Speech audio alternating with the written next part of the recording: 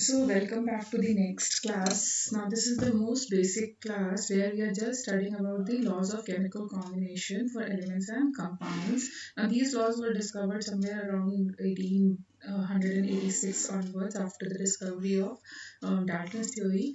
So, these laws are going to be very basic and we have gone to a much more advanced stage. So, now they may not hold for a lot of compounds. Like nowadays, we can get exception of these laws, but because just for the initial studies, these laws have their importance. So basically, we are going to study about these type of laws. That is law of conservation of mass, definite proportion, multiple proportion, reciprocal, Avogadro's, and Gay-Lussac's law. These two laws are basically related with gaseous substances.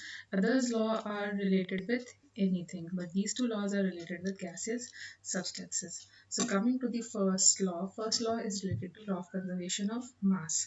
So what is it? Know that mass can neither be created nor destroyed in ordinary and physical changes. Means they mean to simply say over here, this law may not be valid for some type of radioactive reactions, but in other type of reactions when radioactivity was not discovered, you can say this law is holding better.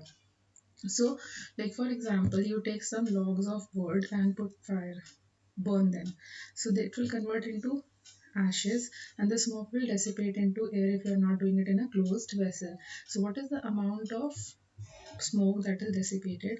For this you can say initial mass will be equal to final mass, and that is the amount of smoke you can find.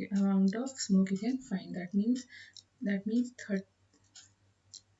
30 plus 1 kg will be equal to 28 plus x, that is your weight of smoke, and you can easily calculate it. For our purpose, whenever you are going to use this law, you simply have to deal in this manner, that total mass of reactants will be equal to total mass of product. Basically, we have to, over here also we are doing one experiment in which what is happening. So the reactants are sodium hydroxide solution which is mixed with copper sulfate solution. So after the reaction occurs, we get, there is a double decomposition reaction and we get Na2SO4 plus hydroxide. Now again this is carried out in a closed vessel, so the total mass will remain constant. That means total mass of reactants will be equal to total mass of products. The chemical action is nothing but a rearrangement of atoms. So basically mass, there is no change in mass, it is basically a rearrangement of atoms which is taking place. So you just have to equate and find the answers. Next, coming to law of constant proportion. Now what is law of constant proportion? It basically means by whatever source you produce a compound, the compound form will always be a fixed ratio. Like for example, you take tap water, you manufacture lab, you take distilled water, or you manufacture water in a lab through electrolysis. Ratio of hydrogen and oxygen combining together will always be same, which can be 2:1 by atoms, or you can say it will be 1:8 by weight. To say over here that a compound, the formula of the compound will always remain constant. For example, we do this question. Now they are asking you 50 grams of benzene has 46 grams of this and this. So what will be there in 25-gram sample of benzene? So we again know law of constant proportion. Now if constant, when the total amount is getting halved, so obviously this amount will also get halved. So the half means this will become 23:2. So how will you form this 25 grams of benzene? 25 grams of benzene will be formed by the combination of 23 grams of carbon and 2 grams of hydrogen. Now moving to the next law. Next law is related to law of multiple proportion. Now this states, supposing two elements are there and they are forming more than one type of compound. So that combination will always be in a simple ratio. Now, what do you mean by simple ratio? Simple ratio basically means simple expressed in whole numbers. Like we know that carbon and oxygen combine together to form two types of compounds, one carbon monoxide and one carbon dioxide. So if I ask you what is the ratio of carbon is to oxygen in carbon, 1 is to 1 by atoms or 12 is to 16 by mass. Fine. Now similarly, if I ask you what is the ratio of carbon is to oxygen and carbon dioxide, it will be 1 is to 2 again by atoms. So what is, see, the amount of carbon is constant. So what is the ratio of oxygen in carbon monoxide is to oxygen in carbon dioxide for same amount of carbon? That will be how much? 1 is to 2. Now this is coming in the form of a whole number. Whole number means this is simple ratio. Simple ratio means law of multiple proportion is proved. That means nothing. This is simple, you can say derivation of Dalton's law, which says atoms cannot be further divided or atoms cannot exist in fraction. Supposing I take two elements, hydrogen and oxygen, and it forms two type of compound, that is water and hydrogen peroxide. Now, when it forms two type of compound, the ratio of hydrogen in oxygen is equal to 2 is to 1. Again, I am taking by atoms, you can take it by weight. Similarly, the ratio of hydrogen and oxygen in H2O2 will be 2 is to 2 by atoms. Now, supposing if I ask you what is the ratio of oxygen in H2O is to oxygen in hydrogen peroxide. So what will it be? Because the number of hydrogen atoms in both the formulas are same, we can do it directly. Directly means what will be the ratio? It will become 1 is to 2. Now this is coming in the form of a whole number. Whole number means the ratio is a simple ratio, means this proves my law of multiple proportion. One more example where you generally tend to do mistake is, now whenever I was taking the past examples, my number of atom I was eliminating, like in this case hydrogen atom, the number of hydrogen atoms were same. Similarly, the other example which we took, in this the carbon atoms were same. So when I go for the next example, in this the common error which students tend to do is the number of nitrogen atoms in this example are different from that of other examples. So first thing is I'll convert it into equivalent proportion. So to convert into equivalent proportion, there should be two nitrogen atoms. To make two nitrogen atoms, it will be written as, it can be written as N2O2, and this can be written as N2O4. N2O4 and N2O4, this are same, so I can just go for elimination of this thing. So now tell me what is the ratio of oxygen in N2NO is to nitrogen in NO2 is to N2O is to N2O5. So what will be the ratio?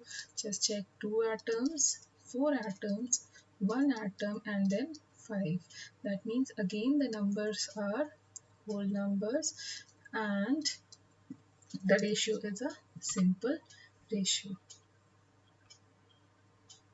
Moving to the next law, that is law of reciprocal proportion. Now this law has its importance because it is discovered in very early stages when we were not knowing much concept of valency, or we were not knowing the formula of the compounds. So then this law was very much effective, but later on, after seeing the concept of multiple valence, after seeing the concept of variable valency, this law does not hold of too much importance. But what is it as in basic level?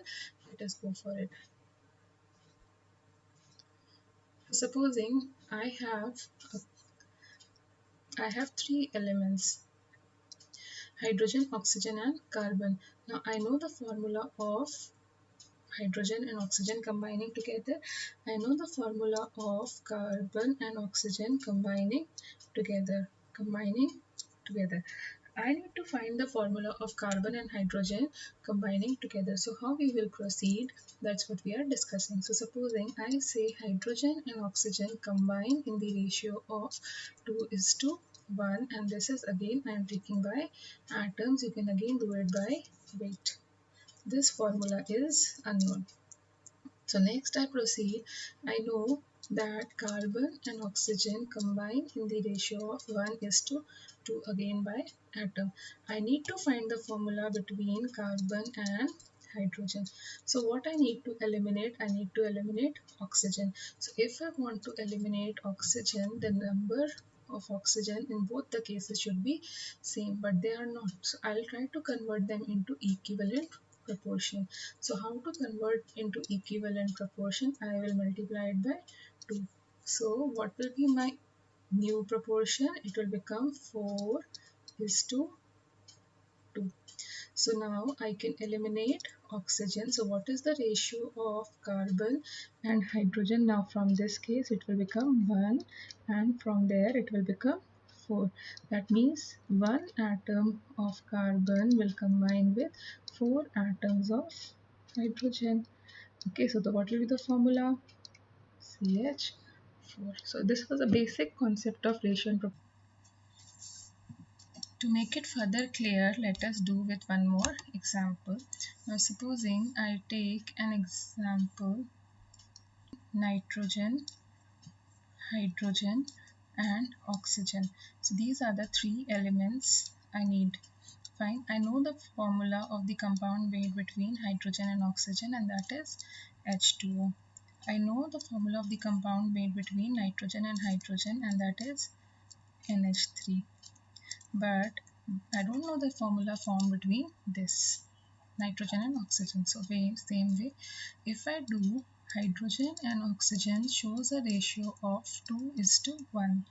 Similarly, nitrogen and hydrogen shows a ratio of 1:3. I need to find the ratio between nitrogen and oxygen. So how can we go for this? That means we need to eliminate hydrogen. So to eliminate hydrogen, I need to convert into equivalent proportion, because over here it is 2 and over here it is 3. So how we do it? We'll multiply this by 3 and we'll multiply this by 2. So we'll get 6:3, and this will be 2:6. Now we can go for elimination. So what will be the ratio of nitrogen is to oxygen?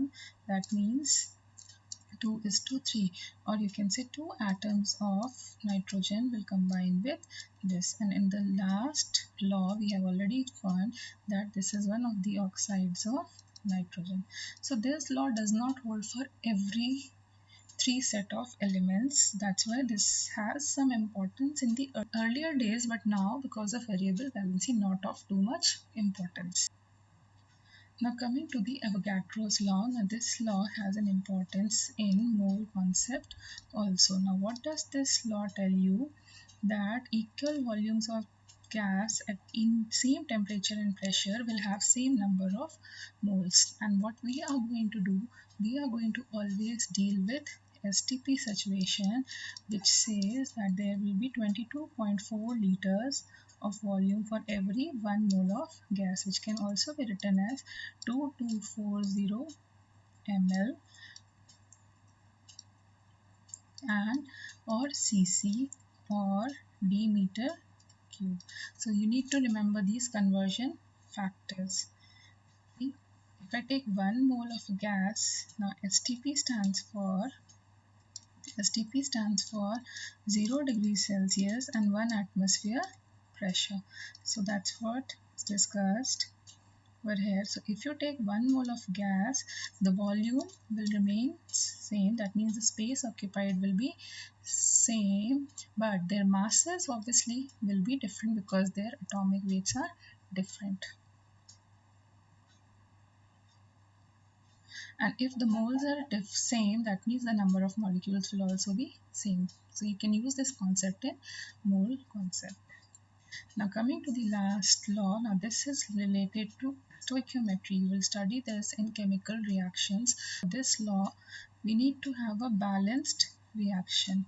Example, this is my balanced reaction between hydrogen and oxygen. This means what? If you take two volumes of hydrogen, it will always react with one volume of oxygen to give you two volumes of water. Like for example, if I am taking 100 ml of hydrogen, that means I'll need to have one volume. One volume means 50 ml of oxygen to produce two volumes, again 100 ml of water. I can give you one more example. The reaction between nitrogen and hydrogen will be this plus hydrogen producing ammonia. Now balance it. Balancing means this will become 2, this will become 3. That means one volume of nitrogen will react with 3 volumes of hydrogen to produce 2 volume of this. Now volume can be ml, liter or anything. So that's what we are doing. One volume of nitrogen is reacting with 3 volumes of hydrogen to produce 2 volumes of ammonia. So these are the laws, which are the basic laws which we used earlier. So now I think you're clear with this concept. Thank you for staying.